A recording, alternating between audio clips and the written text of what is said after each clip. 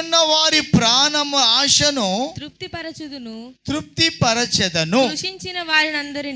కృషించిన వారినందరినీ నింపుదును. నీకు దేవుని విషయంలో ప్రియా దేవుని బిడ్డలారా అలసిపోయి ఉన్నావు, కృషించిపోయి ఉన్నావు, ఎక్కడికెక్కడికో తిరిగి నీ ప్రాణము వేజారిపోయింది.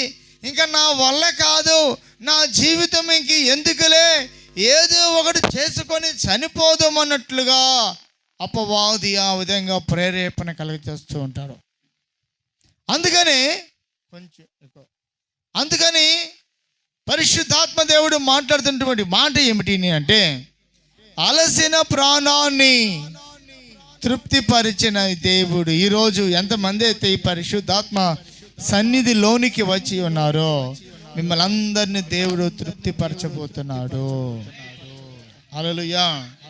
ఏమా అలసిపోయావా, సొమ్మసిల్లిపోయావా, జారిపోయావా, కృంగిపోయావా, నీ శరీరంలో ఆరోగ్యం అంతా పోగొట్టుకున్నావా?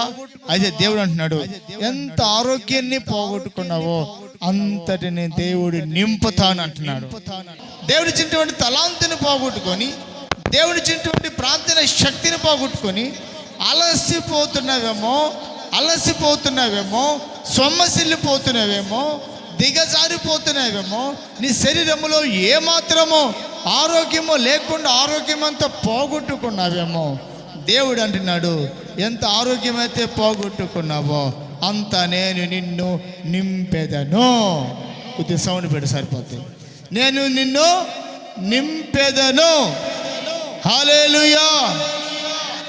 ఎంతమంది నింపబడాలని ఆశపడుతున్నారు? నింపబడాలి అని ఆశపడేవాళ్ళు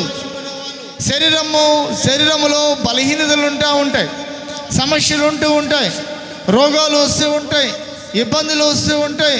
హాస్పిటల్ చుట్టూ తిరిగి నీ ధనాన్ని, నీ యొక్క ఆరోగ్యాన్ని, నీ యొక్క ఎనర్జీని మొత్తం కూడా పోగొట్టుకునేటువంటి సందర్భాలలో, మొత్తం వేజారిపోయిన సందర్భాలలో, అలసిపోయినటువంటి సందర్భాలలో దేవుడు లాస్ట్ మాట ఏమంటున్నాడంట, నేను నిన్ను యథాస్థితిగా ఆరోగ్యమును నింపెదను,